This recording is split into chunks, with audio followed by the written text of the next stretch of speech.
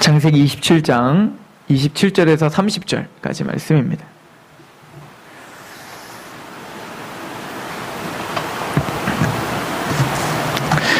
제가 봉독해 드릴 때 하나님의 음성으로 받으시길 소망합니다. 27절부터 읽습니다. 그가 가까이 가서 그에게 입맞추니 아버지가 그의 옷에 향추를 맡고 그에게 축복하여 이르되 내 아들의 향추는 여호와께서 복 주신 밭의 향추로다. 하나님은 하늘의 이슬과 땅의 기름짐이며 풍성한 곡식과 포도주를 내게 주시기를 원하노라. 만민이 너를 섬기고 열국이 내게 굴복하리니 내가 형들의 주가 되고 내 어머니의 아들들이 내게 굴복하며 너를 저주하는 자는 저주를 받고 너를 축복하는 자는 복을 받기 원하노라. 이삭이 야곱에게 축복하기를 마침에 야곱이 그의 아버지 이삭 앞에 나아가자 곧 그의 형 에서가 사냥하며 돌아온지라. 그가 별미를 만들어 아버지에게로 가지고 가서 이르되 아버지여 일어나서 아들이 사냥한 고기를 잡수시고 마음껏 내게 축복하소서. 그의 아버지 이삭이 그에게 이르되 너는 누구냐? 그가 대답하되 나는 아버지의 아들 곧 아버지의 맏아들 에서로소이다. 이삭이 심히 크게 떨며 이르되 그러면 사냥한 고기를 내게 가져온 자가 누구냐? 내가 오기 전에 내가 다 먹고 그를 위해 축복하였은즉 그가 반드시 복을 받을 것이니라. 에서가 그의 아버지의 말을 듣고 소리내어 울며 아버지에게 이르되 내 아버지여 내게 축복하소서. 내게도 그리하소서. 이삭이 이르되 내 아우가 와서 속여 내 복을 빼앗았도다. 에서가 이르되 그의 이름을 야곱이라 함이 합당하지 아니하나이까. 그가 나를 속임이 이것이 두 번째이니이다. 전에는 나의 장자의 명분을 빼앗고 이제는 내 복을 빼앗았나이다. 또 이르되 아버지께서 나를 위하여 빌 복을 남기지 아니하셨나이까. 이삭이 에서에게 대답하여 이르되 내가 그를 너로 주로 세우고 그의 모든 형제를 내가 그에게 종으로 주었으며 곡식과 포도주를 그에게 주었으니 내 아들아 내가 내게 무엇을 할 수 있으랴. 에서가 아버지에게 이르되 내 아버지여 아버지가 빌복이 이 하나뿐이니까 내 아버지여 내게도 축복하소서. 내게도 그리하소서 하고 소리를 높여 우니 그 아버지 이삭이 그에게 대답하여 이르되 내 주소는 땅의 기름짐이여 땅의 기름짐에서 멀고 내리는 하늘이 이슬에서 멀 것이며 너는 칼을 믿고 생활하겠고 내 아우를 섬길 것이며 내가 매임을 벗을 때에는 그 멍이를 내 목에서 떨쳐버리라 하였더라. 아멘. 야곱 이야기의 그 스토리 중에 유명한 그 스토리들이 몇 가지가 있죠. 그게 야곱이 태어나는 장면이고 두 번째는 오늘 본문인 그 전에 장자의 명분을 형을 속여서 팥죽 한 그릇에 팔았던 그 장면, 그리고 오늘 아버지께 형을 대신하여 축복을 받는 장면, 그리고 이제 이것 때문에 발단이 되어 형이 이제 야곱을 죽이려고 해서 라반네 집으로 도망을 갔다가 도망가기 전에 베델에서 하나님을 만나는 장면, 그리고 라반네 집에서 고생을 하다가 다시 가나안 땅으로 돌아오는 길에 야복 강가에서 하나님을 만나 이스라엘 칭함을 받는 장면. 이 중요한 이 스토리들이 나오는데 이것은 구속사적인 이야기들이고 저와 여러분들에게 하나님 주시는 아주 귀한 메시지입니다. 그래서 오늘 말씀을 우리가 상고해 볼 때 구속사적으로 우리가 이 말씀을 어떻게 볼 것인가를 같이 좀 상고해 보고자 합니다. 야곱의 이야기를 하기 전에 먼저 리브가와 이삭에 대한 이야기를 좀 먼저 했으면 좋겠는데요. 오늘 스토리는 이거예요. 잘 알고 있듯이 이삭이 눈이 침침해져서 앞이 보이지 않는 겁니다. 제가 보기엔 오늘날 같으면은 그 희미하게 보였다는 거 보니까 안경이 있었으면 아마 보지 않았을까. 근데 저 정도 된 것 같아요. 마이너스 한 6, 70? 요 정도. 그래서 앞이 분간이 가지 않는. 그러나 아무리 흐려도 저는 하준이를 알아봐요. 하준이가 저한테 와서 저한테 이야기를 하면 얘가 내 아들인지 시한지 이걸 굳이 물어봐야 알겠습니까? 그냥 알지? 근데 중요한 건 오늘 이 이삭은 에서 대신 야곱이 왔는데 못 알아보았다는 거야. 그리고 그게 야곱을 에서인 줄 알고 축복하는 장면이었죠. 우리는 이걸 볼 때 하나님의 긴밀한 어떤 그 섭리가 있었음을 봐야 되는 거예요. 즉 야곱의 눈을 멀게 하셨고, 그래서 이삭의 눈을 멀게 하셨고 알아보지 못하게 하셨으며, 또 이 과정을 통하여 우리에게 뭔가 설명해주고자 하는 귀한 메시지가 있음을 우리는 발견하게 됩니다. 근데 우리가 하나님께서 리브가 뱃속에 쌍둥이가 잉태됐음을 하나님이 알려주셨어요. 두 국민이 너에게 있다. 그럴 때 이 이삭이 하나님께 물어봐요. 하나님, 그러면 어찌해야 됩니까? 쌍둥이가 있는데 어찌해야 됩니까? 자, 기지개 한번 피시고 합시다. 피곤하시죠? 기지개를 피시고. 우리 교회 설교는 1시간도 안 합니다. 35분 버티세요. 이기셔야 돼요. 영화 2시간 보시잖아요. 자, 우리 창세기를 가봅시다. 창세기 25장을 가보시면 이렇게 나오죠? 25장 22절에 보니까 이렇게 나옵니다. 그 아들들이 그의 태 속에서 서로 싸우는지라 그가 이르되 이럴 경우에는 내가 어찌할꼬 하고 가서 여호와께 묻자온대. 이삭이, 아니 리브가 뱃속에 두 쌍둥이가 있는데 서로 너무 싸우는 거예요. 그러니까 어찌하면 좋습니까? 라고 하나님께 물어보니까 하나님께서 명확하게 말씀을 하셨죠? 23절 여호와께서 그에게 이르시되 두 국민이 내 태중에 있구나. 두 민족이 내 복중에서부터 나누이리라. 이 족속이 저 족속보다 강하겠고 큰 자가 어린 자를 섬기리라. 이건 명확하게 하나님이 누구를 선택했다는 걸 보여주는 겁니까? 태 속에서부터 두 국민이 싸우게 될 건데, 우리가 이거는 이미 앞에서 우리는 상고해봤죠. 즉 뱀의 후손과 여자의 후손, 하나님의 반열과 그렇지 않은 반열, 이게 계속 유유히 흐르고 있는 어떤 그 성경의 흐름이라고 했잖아요. 즉 하나님 앞에 복종하는 하나님의 백성과 하나님의 법에 복종하지 않는 사단의 백성들은 항상 싸우게 될 거예요. 그러나 하나님은 누구를 선택했음을 보여줍니까? 바로 작은 자, 약한 자지만 하나님이 선택한 야곱. 그래서 야곱은 정말 선택받은 자답게 뭐에 대한 갈망함이 있었죠? 장자 축복, 하나님의 복에 대한 갈망함이 있었고, 그 반대로 그 형 에서는 이 땅의 것, 보여지는 것, 감각적인 것, 거기에 매몰돼서 살았던 사람이었어요. 그리고는 이삭에게 명확하게 그 큰 자는 작은 자를 섬길 거야. 그래서 야곱을 선택했음을 명확하게 보여줬단 말입니다. 그런데 오늘 이삭은 누구에게 축복을 해주고 싶었어요? 에서에게 축복을 해주고 싶었다고요? 왜 그랬을까요? 아니 하나님이 분명히 누구를 선택했다고 했어요. 야곱을 선택했다고 했다고요. 작은 자를 선택하기로 했는데 이 이삭은 말년에 누구를 축복하려고 해요? 에서를 축복해요. 그 이유는 이겁니다. 성경에 기록이 되어 있는데 우리 28절 보겠어요? 창세기 25장 28절. 야곱과 에서의 비교를 하면서 28절에 이삭은 에서가 사냥한 고기를 좋아함으로 그를 사랑하고 리브가는 야곱을 사랑했어요. 자, 이거는 대단히 큰 어떤 메시지를 주죠. 단순히 육식을 좋아했더라 라고 하는 개념보다 더 큰 거예요. 뭐죠? 이삭은 이게 참 그래요. 그렇게 잘 나가던, 우리가 지난번까지 이삭을 얼마나 그의 믿음을 우리의 목적으로 둘 만큼 대단히 큰 믿음을 자랑했던 이삭인데 이삭이 넘어지더라는 겁니다. 하나님의 음성과 말씀, 약속을 떠나 이제는 뭐를 더 추구해요? 에서를 좋아하는 이유는 이거밖에 없어요. 에서가 잡아준 고기가 좋아서. 육적인 어떤 만족, 이거와 지금 하나님의 말씀과 타협시켜버린 거예요. 여러분들, 야곱은, 이삭은 이걸 보면서 우리는 뭘 깨달아요?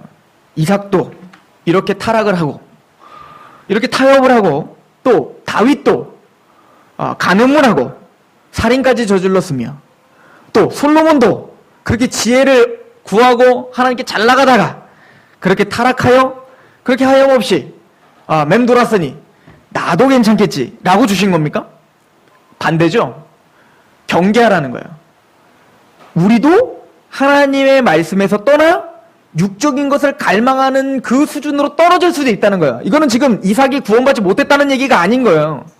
하나님의 백성들은 끊임없는 이런 하나님의 말씀과 육적인 것들의 어떤 중간선상에서 갈등하고 넘어지기 쉬운 존재라는 것을 성경은 끊임없이 우리에게 보여줘요. 그래서 그들의 어떤 허점과 오점을 우리에게 폭로해 주는 거예요.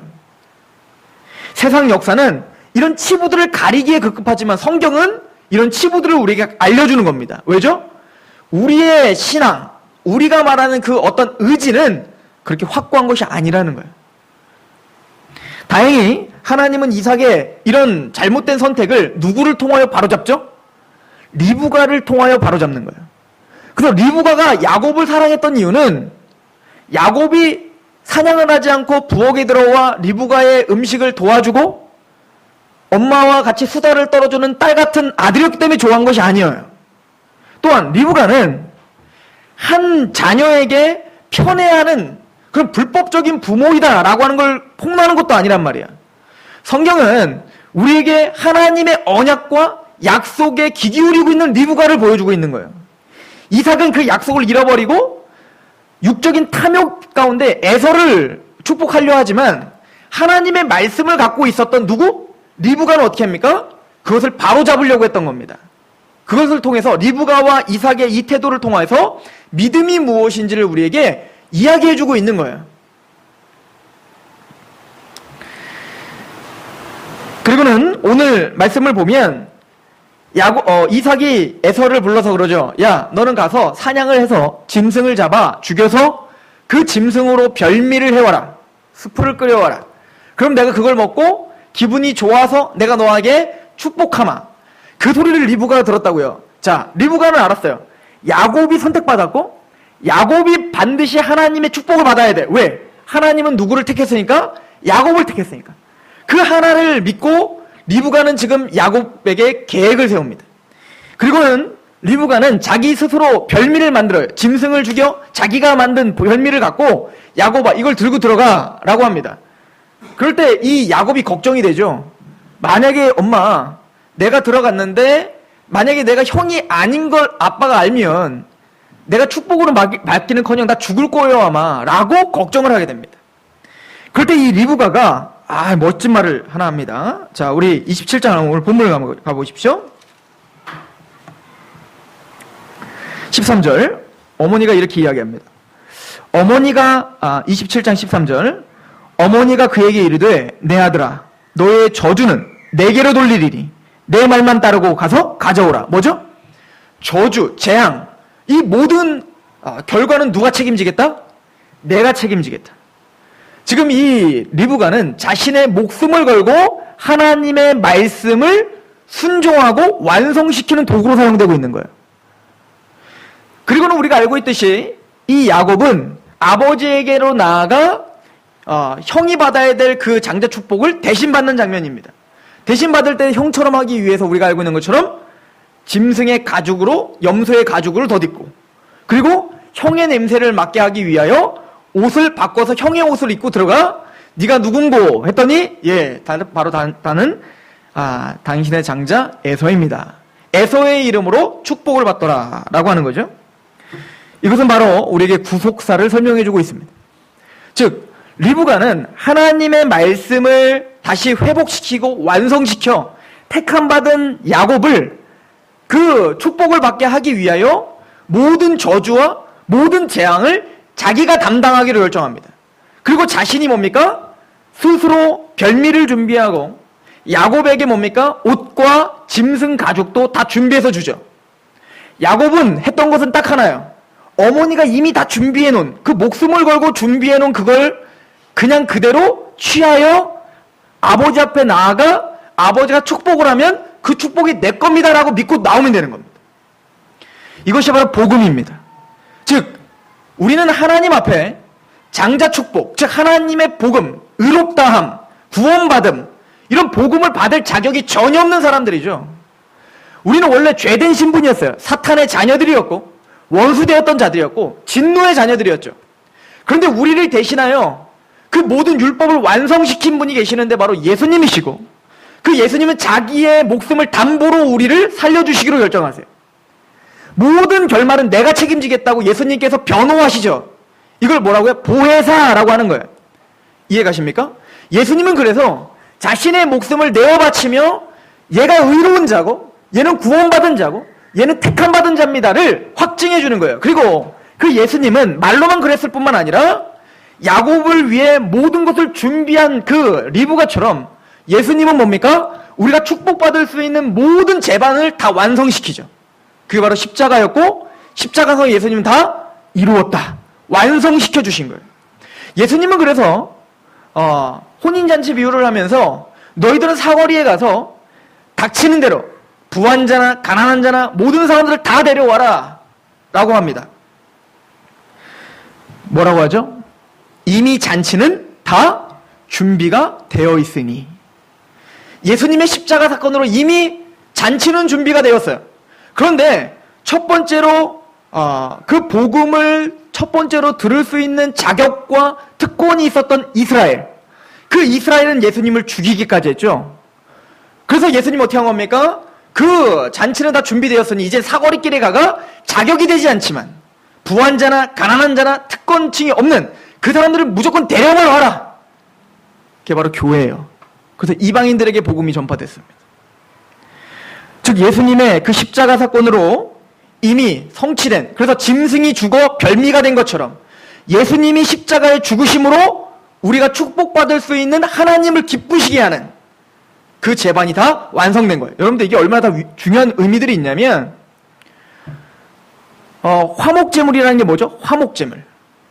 화목제물. 제사를 드리는 이유가 뭐냐면 하나님은 죄에 대해서 분노하고 진노하고 짜증이 나 있어요. 믿으십니까? 이걸 믿으셔야 돼요. 그런데 하나님을 기쁘게 하고 만족시키는 것은 뭐냐? 제물이었던 거예요. 근데 그 어떤 제물도 하나님을 만족시킬 수 있다 없다? 없다는 겁니다. 소의 피도 양의 피도 그 어떤 것도 여러분들 전 재산을 드려도 여러분들이 엄청난 헌신을 하더라도 하나님은 기뻐하시지 않아요. 그만큼 우린 죄인인 거예요. 오직 하나님이 기뻐하시고 만족하는 제사는 하나야. 뭐죠? 예수 그리스도가 죽으시는 겁니다. 그래서 리브가는 그 별미를 만들어 누구를 기쁘게 했죠? 그 이삭을 기쁘게 하여 그 기쁜 마음으로 축복하게 한 것처럼 예수님께서 그 하나님의 마음을 누구로 드린 겁니다. 무엇으로? 자기의 피값으로. 그리고 예수님의 십자가 사건으로 모든 것을 완성시킨 그 복음이 하나님의 마음을 누구로 드리고 마음껏 기쁜 마음으로 누구에게 축복하게 했어요? 아무것도 일한 것이 없는 우리에게 아들됨, 자녀됨, 의롭다함 이런 하나님의 영적인 복들을 선포하게 하셨단 말입니다. 오늘 본문은 바로 그런 이신칭의, 즉 믿음으로 의롭다함을 받는 것에 대한 중요한 모형이 됩니다. 이해가 가고 계시는 거죠? 로마서 4장입니다. 이렇게 한번 생각해 보십시오. 로마서 4장 1절부터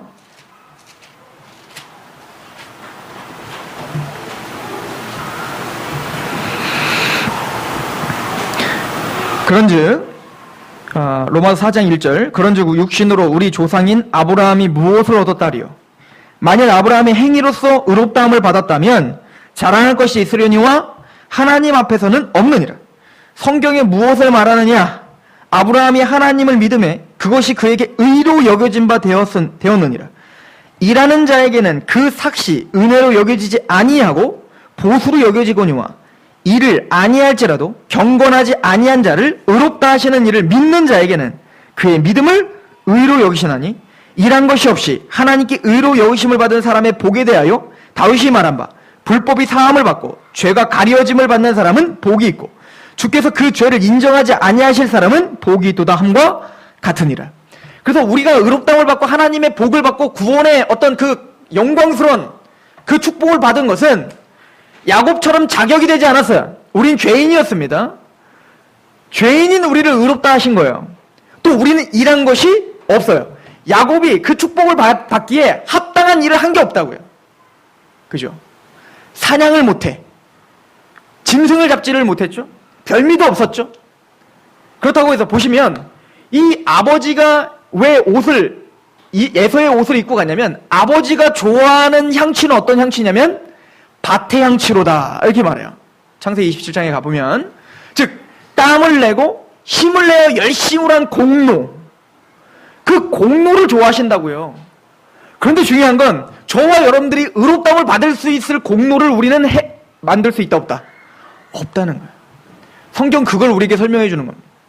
하나님은 하나님 앞에 우리가 열심을 내고 최선을 다하고 모든 걸 해도 절대 우리의 옷으로는, 누더기 같은 옷으로는 하나님 앞에 나아갈 수가 없다는 얘기인 거예요.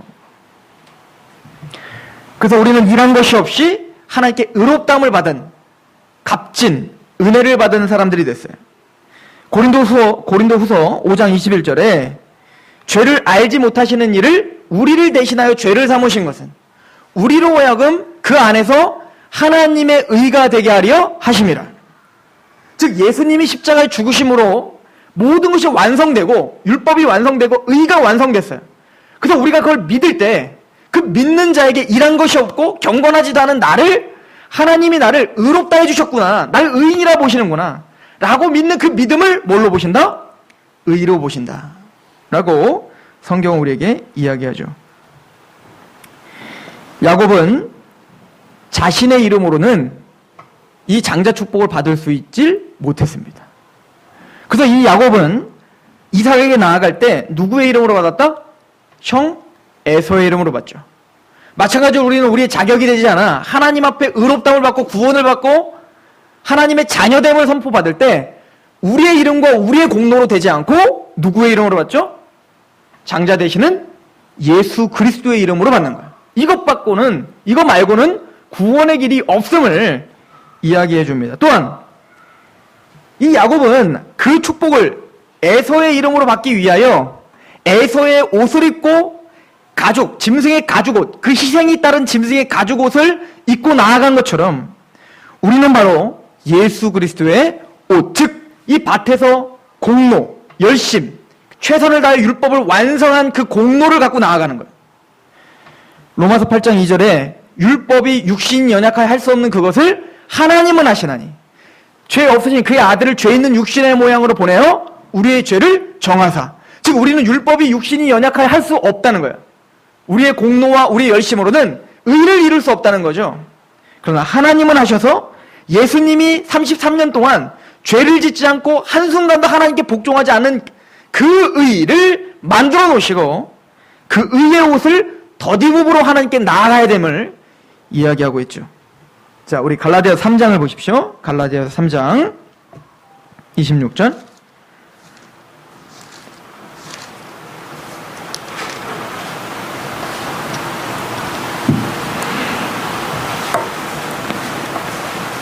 갈라디아서 3장 26절, 27절.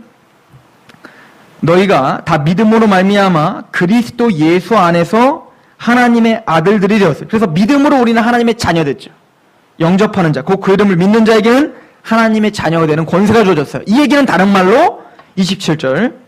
누구든지 그리스도와 합하기 위해 세례를 받은 자는 뭘로 옷 입었느니라? 그리스도로 옷 입었느니라. 아담이 타락했을 때 그 타락한 벌거벗은 아담에게 하나님이 가죽옷을 입혀주신 것처럼 사실은 그 옷을 입혀려면 원래는 아담이 죽어야 되는데 대신 짐승을 죽여 그 가죽으로 그 죄를 덮어주신 것처럼 이제 우리가 원래 그 죄값을 받으려면 저와 여러분들이 죽어야 돼요. 근데 우리를 죽이지 않고 대신 그의 아들을 죽이심으로 그 아들이 일어놓으신 그 의의 옷을 우리에게 덮어 씌워주심으로 구원을 시켜주셨다. 그래서 창세기와 계시록을 여러분들이 비교를 해보시면 창세기의 인간은 뭘로 시작하죠? 벌거벗은 걸로 시작하는 거예요. 그런데 그 벌거벗음을 깨달은 선악과라고 하는 율법을 통해서 자신이 벌거벗은 걸 깨달았다고요. 누가? 아담이. 그 뒤로 아담이 취했던 게 뭐죠? 자기가 열심과 노력을 통하여 나뭇가지 잎으로 옷을 만들어 해입더라는 거예요. 근데 그것이 죄라는 겁니다.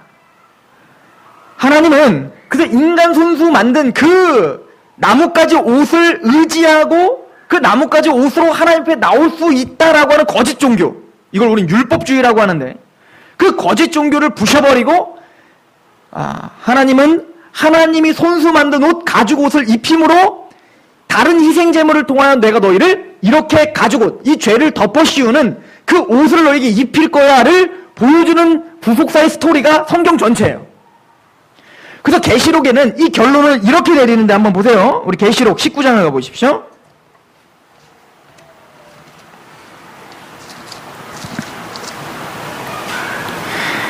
여러분들 피곤하지만 않으시면 참 좋은 말씀이에요. 집에 가셔서 다시 들으시며 되새김질하시길 소망합니다. 계시록 19장 13절.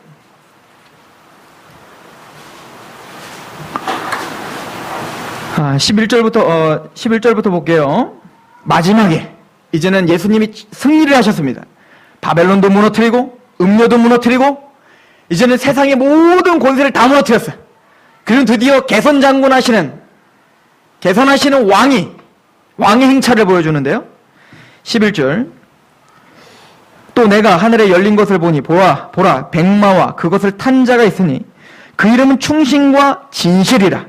그가 공의로 심판하며 싸우더라. 그 눈은 불꽃 같고 그 머리에는 많은 관들이 있고 또 이름 쓴 것 하나가 있으니 자기밖에 아는 자가 없고 또 그가 피 뿌린 옷을 입었는데 그 이름은 하나님의 말씀이라 칭하더라. 자, 이게 누굽니까? 예수님이시죠. 예수님께서 모든 전쟁을 승리하시고 드디어 개선하십니다. 자, 16절에 보시면 그 옷과 그 다리에 이름 쓴 것이 있으니 만왕의 왕이요 만주의 주예요. 즉 이제 모든 전쟁을 승리하시고 이제는 개선하시는 하나님의 예수 그리스도의 놀라운 모습을 보여줍니다. 근데 그 뒤에 14절에 보니까 뭐라고 써 있습니까? 하늘에 있는 군대들이 희고 깨끗한 세마포 옷을 입고 백마를 타고 그를 어떻게 하더라? 따르더라. 이게 누굽니까? 교회죠. 저와 여러분들은 뭡니까? 개선하시는 예수 그리스도 만왕의 왕이요 만주의 주가 되시는 예수님이 앞장서 나갈 때 우리는 뭐 한 겁니까? 흰 옷을 입고 백마를 타고 그를 쫓아 승리한 거죠. 그리고 이걸 뭐라고 해요? 큰 군대라 라고 표현합니다. 에스겔이 에스겔 골짜기에 갔을 때, 그 골짜기에 갔을 때 마른 뼈가 있어요. 완전히 죽어있는 뼈가 있는데 하나님의 말씀이 선포되니 그 뼈와 뼈들이 맞춰지고 살들이 붙어요. 근데 그게 진짜 생명이 아니라 두 번째 말씀을 대원할 때 거기에 뭡니까? 생기가 들어가 큰 군대가 된 것처럼 여러분들은 복음의 말씀을 듣기 전에 그렇게 죽어있던 자였고 저주의 자녀들이었고 사단의 노예들이었는데 그런 바싹 말아 살 수 있는 지경이 아니에요. 에스겔이 물어보죠. 야, 살겠니? 그래, 에스겔이 뭐라고 하냐면 하나님께서 하시면 삽니다. 하나님만이 하실 수 있는 그 능력으로 여러분들에게 죽어있던 영혼에 복음을 전해주시고 거기에 성령이 임하심으로 거듭났다고요. 거듭나서 여러분들은 민간인이 된 게 아니라 뭐가 됐다? 군대. 그러므로 군대에서는 졸면 안 돼요. 졸면 안 돼. 깨세요. 항상 깨어있으라. 군대가 됐다는 거예요. 큰 군대가 됐다. 믿으십니까? 그래서 이 얘기를 하는 겁니다. 그래서 마지막 때에는 우리가 얼마나 영광스러운 승리의 군대인지를 보게 될 거라고요. 그래서 예수님께서 만왕의 왕이요 만주의 주가 되셔서 앞질러 가실 때 우리는 다 무슨 옷을 입고 있는 걸 보게 됩니까? 흰 옷을 입고 있는 거예요. 이 흰 옷이 뭔데요? 자, 우리 계시록 7장을 가보십시오.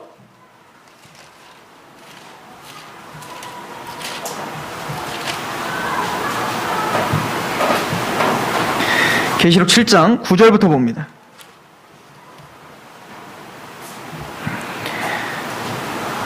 이 일 후에 내가 보니 각 나라의 족속과 백성과 방언에서 아무도 능히 셀 수 없는 큰 무리가 나와 흰 옷을 입고 손에 종려가지를 들고 보좌 앞과 어린 양 앞에 서서 큰 소리를 외쳐 이르되 구원하심이 보좌에 앉으신 우리 하나님과 어린 양에게 있도다.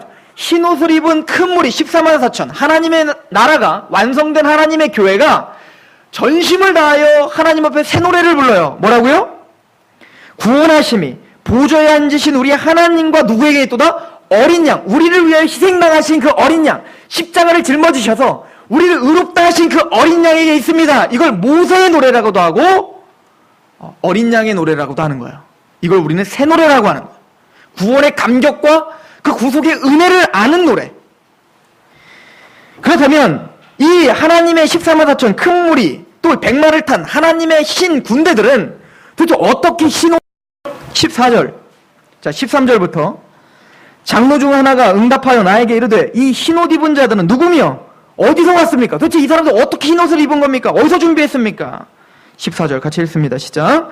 내가 말하기를 내 주여 당신이 하시나이다 하니 그가 나에게 이르되 이는 큰 환난에서 나오는 자들인데 어린 양의 피에 그 옷을 씻어 쉬게 하네. 예수 그리스도의 십자가 사건으로 우린 자격이 되지 않고 우리는 공로도 없고 행한 것도 없는데 예수님의 피 뿌린 옷을 입어 하나님께 나아가 마땅히 예수님이 이뤄놓은 그 공로를 가지고 의롭다함을 받고 구원함을 받은 것. 이게 너무 감격스러워서 하나님 앞에 노래하고 하나님께 찬양하고 이제는 내가 자유하지만 하나님 앞에 내 삶을 드리며 내가 주님의 군대가 되겠습니다. 내가 주님의 군사가 되겠고 내가 주님을 따르는 자가 되겠습니다 라고 한 게 바로 이 신물이요 100마를 찬 그 군대였던 거예요. 그게 바로 저와 여러분들의 스토리입니다. 이렇게 우리는 하나님 앞에 의롭다함을 받고 흰옷을 입어 거룩한 백성이라 칭함을 받았는데 이것은 여러분들의 공로와 여러분들의 노력과 열심과 진심이 아니라 예수님의 공로, 십자가의 은혜, 그 십자가에 피 뿌린 옷을 입었기 때문이다. 이것을 계시록은 가르쳐줬고 아담이 벌거벗은 것을 드디어 하나님 완성시켜 예수님을 통해서 이뤄놓으신 그 흰옷을 입힘으로 이걸 대제사장의 옷이요 군대의 옷이에요. 영광스러운 옷이에요. 우리는 그 옷을 입은 자입니다. 그래서 예수님이 비유하실 때 사거리길에서 다 데려와 이미 잔치는 준비됐으니까 라고 해놓고 다 끌고 모았는데 거기는 어중이 떠중이 다 모였어. 즉 이 땅의 교회에는 어중이 떠중이 다 모여. 그래서 다 모였어. 예수님이 불렀대. 내 집을 채우라. 꽉꽉 채우는 거예요. 그런데 마지막에는 어떻게 하는 겁니까? 진짜 잔치에 참여할 자와 그렇지 않은 자를 날카롭게 구분하는 거예요. 그게 뭐였죠? 흰옷을 예복, 하나님의 예복을 입은 자와 그렇지 않은 자가 있다. 교회 안에 이 복음을 알고 복음 가운데 감격한 하나님의 예복을 입은 자와 그렇지 않은 자가 교회 안에 있음을 성경은 말해주고 있는 거예요. 저와 여러분들은 바로 교회를 나오되 의미 있게 나오시길 소망합니다. 그 복음을 알아 그 복음에 감격한 예배가 회복되길 소망합니다. 또 오늘 본문을 통해서 우리가 봐야 되는 것은 선포된 말씀의 완전함과 신실함이에요. 즉 오늘 그 본문에 보면 이삭이 야곱에게 축복을 했는데 그 뒤에 드디어 에서가 뒤늦게 왔죠. 뒤늦게 와갖고 내가 왔습니다. 아까 분명히 내가 축복했는데 그거는 야곱이었고 내가 진짜 에서입니다. 그래? 그럼 아까 거 취소 퇴퇴퇴 다시 하자. 이러면 되는데 이삭은 내가 이미 축복한 거 다 했으니까 너에게 줄 게 없어. 그랬더니 에서가 이렇게 말합니다. 아버지가 나에게 줄 축복이 그거 하나밖에 없습니까? 이렇게 물어봐요. 그럴 때 그걸 듣자마자 이삭이 한 얘기는 저주를 해버립니다. 너는 그 축복대로 네 동생을 섬기는 자가 될 것이다. 그리고 저주를 하죠. 이 이야기는 우리에게 대단히 큰 위로와 저의 구원의 확실성을 보여줍니다.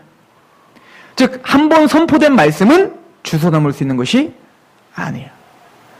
하나님은 말씀을 통하여 별이 있으면 별이 있는 거예요. 별이 있다가 막 다시 지우개로 깨끗이 지워야 하니까 이런 거 없고, 별이 있으라 별이 있는 거고, 달이 있으라 달이 있는 거고, 해가 있으라 해가 있으라.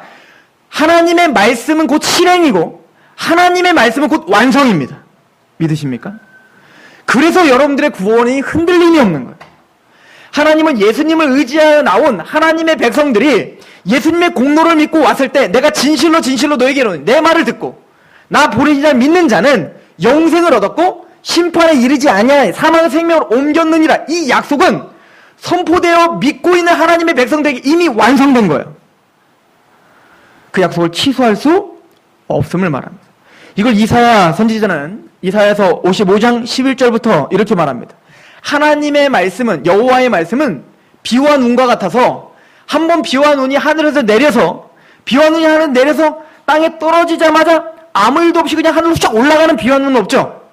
반드시 비와 눈은 녹고 어떻게 해서 흐르건 강을 만들고 그 물이 생명을 만들고 잎을 내게 하고 뭔가 하나님이 주도하신 일을 해요. 마찬가지로 하나님의 말씀은 비와 눈과 같아서 한 번 선포된 말씀은 그 일을 형통케 하고 돌아온다는 거예요. 하나님의 복음의 약속은 변함이 없습니다. 우린 그걸 믿는 거예요. 하나님 앞에 예수 그리스도로 말미암아 받은 이 의롭다움과 이 구원의 확실성을 믿는 것, 이것을 우리는 믿음이라 하는 겁니다. 로마서 8장을 가보시겠습니다. 로마서 8장.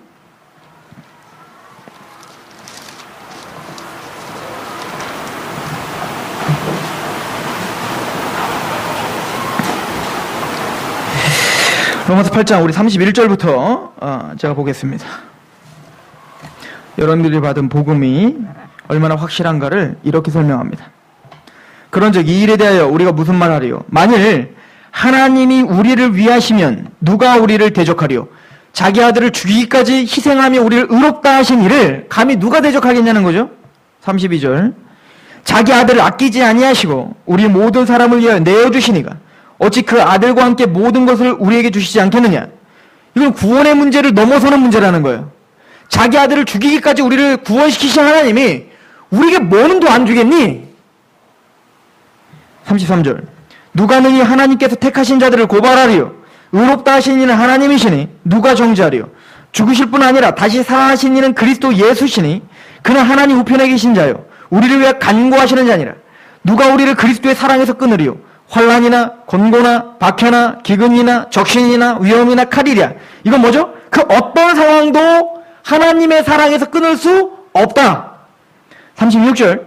기록된 바 우리가 종일 주를 위하여 죽임을 당하게 되며 도살을 당할 양같이 여김을 받았나이다 함과 같으니라. 그러나 이 모든 일에 우리를 사랑하시는 이로 말미암아 우리가 어떻게 해요? 넉넉히 이긴다는 거야.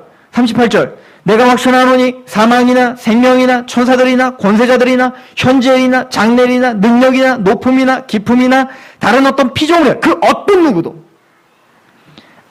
천사를 달고 여러분들에게 오한 천사를 할지라도 그 어떤 피조물이라도 우리를 우리 주 그리스도 예수 안에 있는 하나님의 사랑에서 끊을 수 없느니라. 하나님의 약속은 신실하셔서 그 어떤 상황도 끊을 수 없고 그 어떤 누구도 끊을 수 없다를 선포하시는 거예요. 그래서 이것은 여러분들이 구원에서 떨어질 수 없습니다. 빌립보서 1장 6절에 착한 일을 시작하신 이가 예수 그리스도의 날까지 이루실 우리가 확신합니다는 확신도 되지만 그것을 넘어서는 문제인 거예요.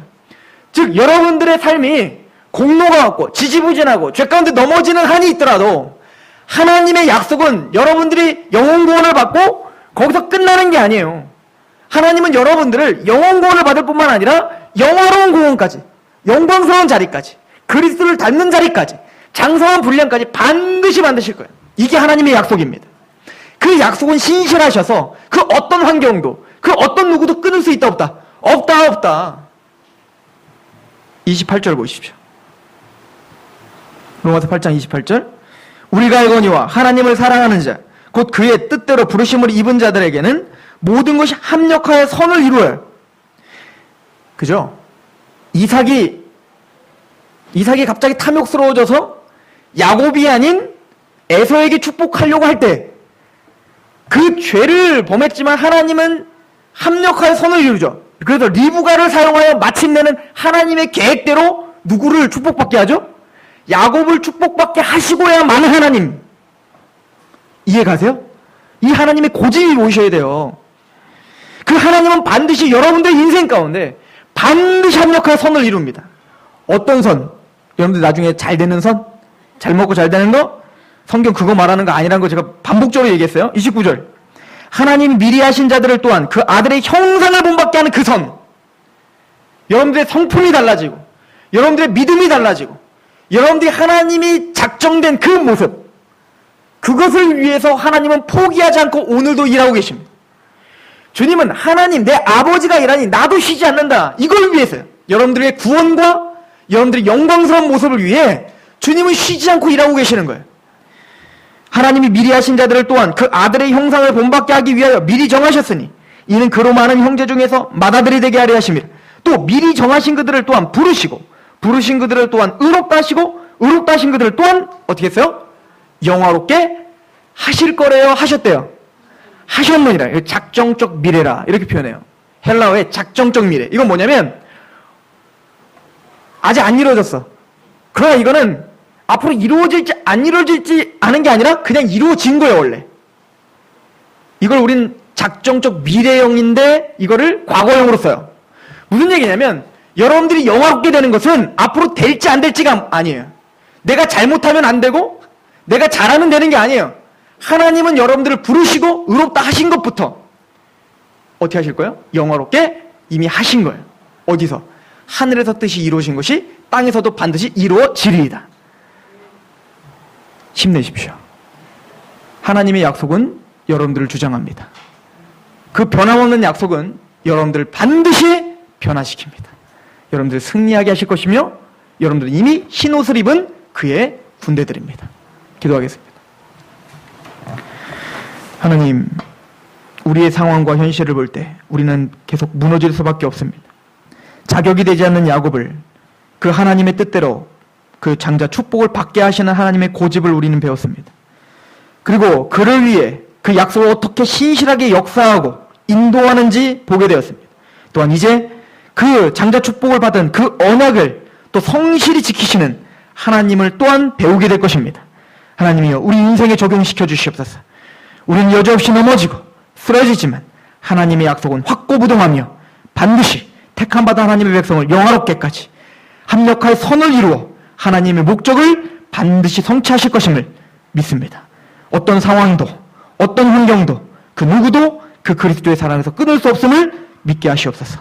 예수 그리스도의 이름으로 감사하며 기도합니다. 아멘. 찬양합시다.